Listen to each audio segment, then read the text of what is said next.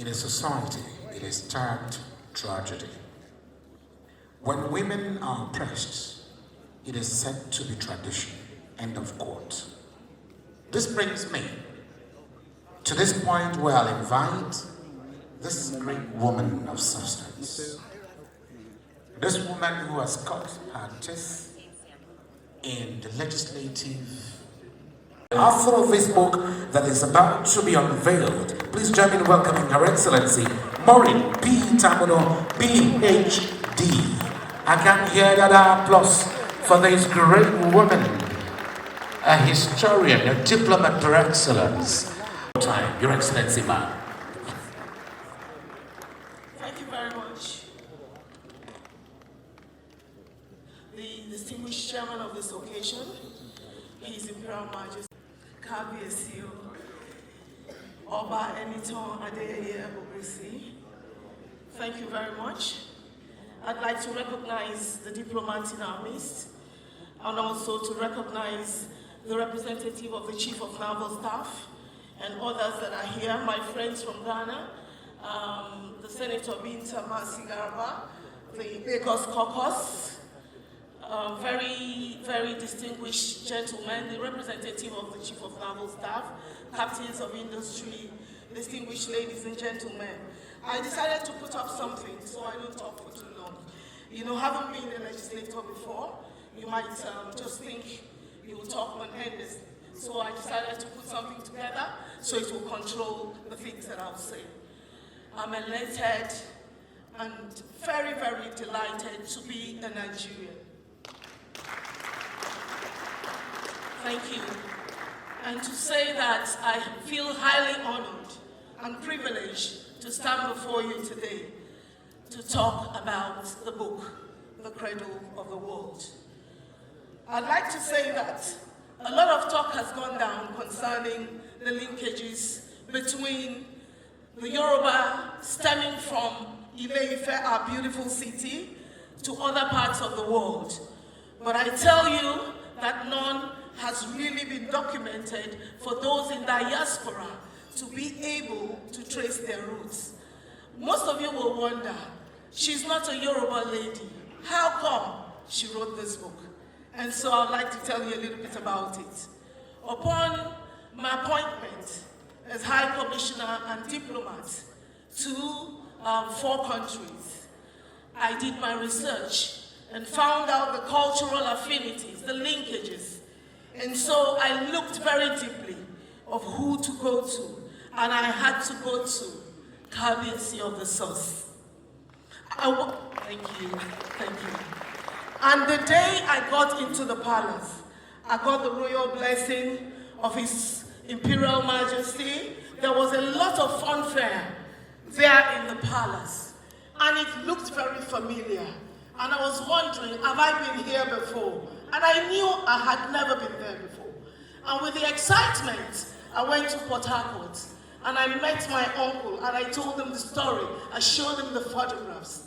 And he said to me, it could be the time you were little, your grandmother used to work as the head of what we call the Egbele Remini, the leader of the women in the late King Amayanabo SPU Ogan's palace. And those women were very powerful. They are part of the coronation of kings. They're also part of women initiation. What we talk about initiation in rivers, we're talking about women that go to the fatting room and come out in those days in a beautiful ceremony where men see them and decide who to marry. My grandma was in charge of such.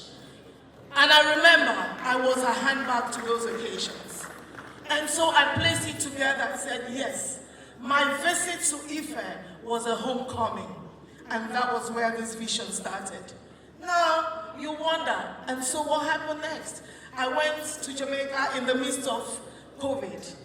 And as soon as I got there, a month later, I met a group of Jamaicans who came to meet me and said, please, we need to learn the Yoruba language. And I was wondering, I can't even speak the Yoruba language to teach. I can share, a wajoko, different things. And I'm going to learn it. And luckily, I got a volunteer who decided to teach these Jamaicans Yoruba language for 180 days. And I saw the commitment, I saw the enthusiasm, I saw the desire to learn, I saw the desire to connect, and it moved me. I thought that was all. Shortly after, I saw a troop of other people, not even only in Jamaica, in Haiti, in Dominican Republic. They'll come up to me to say, this is the result of my DNA. I've traced my DNA, I'm from Nigeria. Even some say I'm from Cameroon, and some went beyond tracing their DNA to Nigeria to reducing it to finding out where they're actually from. And most of them traced it to the Yoruba nation. So today, I decided to document it because when I go to universities and to colleges to talk to them, they ask me most times about the history and the culture. And they take me to the libraries. We don't have any documentation about the history. And so that spurred me to write in this book. This book is written to inspire, to inform, encourage, and reaffirm the long-held beliefs of connection. Here, he acknowledged the origin of mankind, talked passionately about his roots to Africa, and paid obeisance to the Orishas before starting his performance.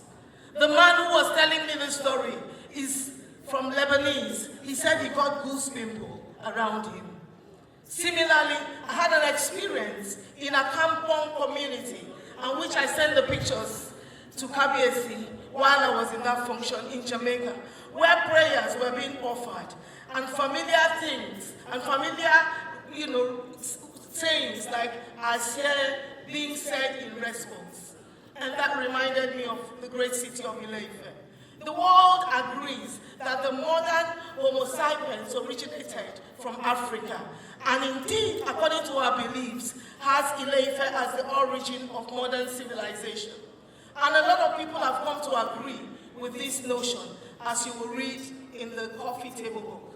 This brings me to acknowledging and thanking some ambassadors whom are here and others that are not here, and especially the historians from Brazil, from Trinidad and Tobago, from Cuba, from Jamaica, South Carolina, Haiti, and to mention but a few, and others, for affirming the stories through their intellectual notes that has added value to this body of literature. In conclusion, Your Imperial Majesty, distinguished ladies and gentlemen, it is my firm belief that this coffee table book, Ile Ife, the Cradle of the World, will be read in colleges, in universities, in libraries, hotels, etc., across the world, and will stand as a reference point to our rich history and cultural heritage. Before I end this particular address, I'd like to crave your indulgence and beg everyone in the hall to permit me, at this juncture, to say a big thank you to His Imperial Majesty, Kabiesi, whose support is invaluable. I use another word, immeasurable, to the realization of this dream. I am indeed very grateful. My appreciation goes to the team in Ife that worked tirelessly with those of my team members that went to Ife. And of course, my team in diaspora. A lot of people worked very hard. But this thank you cannot end without me thanking my family. My immediate senior sister is married to somebody from Abiyakuta. She's Mrs. Dada. She's right here in this hall.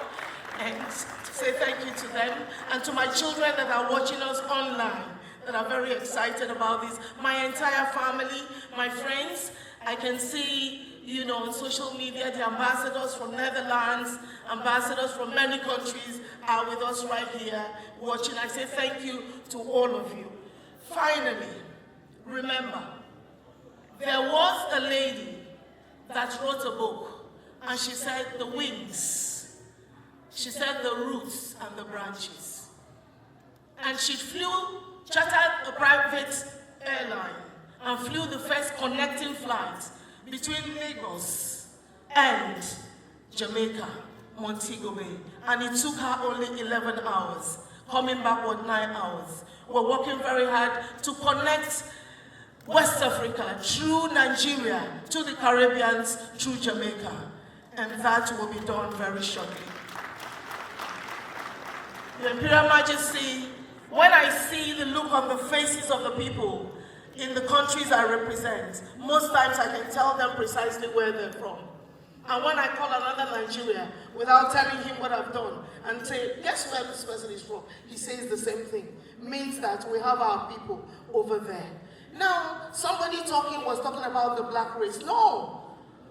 This move of Ile Ife bringing the cradle of the world is beyond the black race. Even the white, even other races know that they can trace their roots back to the source. Finally, remember, Ile Ife as the source is the root to the branches of humanity. Ile Ife, I would Here, and you heard about the import of clapping, the health benefits of clapping. Please celebrate it one more time. Thank you so very much. I appreciate you. Thank you, and thank you indeed. Ralph Waldo Emerson, Imperial Majesty, says, culture opens the sense of beauty. Can you behold the beauty of Ile Ife even in your faces, in the attires, in the attires, in the spoken language, in the culture, in your conduct? Can you say that? Can you feel it? Please give it up one more time for Ile Ife, the cradle of civilization, the cradle of the world. It is at this point in time, another descendant of Odua is coming on stage. 2006, when Wesley Snipes visited Nigeria for the very first time and traced his route to Nigeria, I was privileged to be the anchor person, the master of ceremony in Abuja at that ceremony. Grandiose. And today this lady was with us and welcomed Wesley Snipes with her drumming. You know who I'm talking about. Highly celebrated female drummer in the universe. Join me in welcoming Ara Olamoyuwa, the drummer. I can hear that applause if you're proud of your cultural tradition.